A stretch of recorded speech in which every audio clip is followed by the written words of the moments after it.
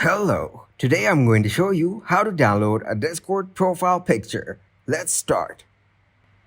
First of all, open up the Discord. After opening the Discord, go into your friend's Discord from the left side dashboard. Then click on three dots from the top right corner. After that, go into More Tools and click on Developer Tools from here. Then hit the arrow beside Sources from the top bar and click on Networks. Then open Network, type Avatar in the filter box and reload the Discord browser.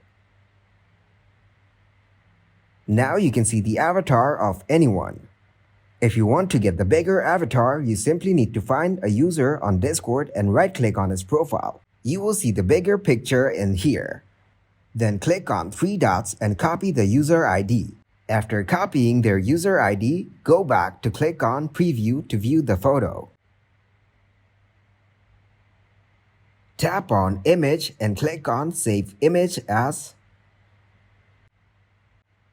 Then open the image you saved. Click on the share icon and tap on Add to Photos.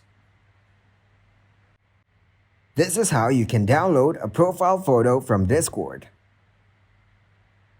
Give this video a huge like and subscribe to get more helpful videos like this. At Explain Me How, we're solving new problems every day.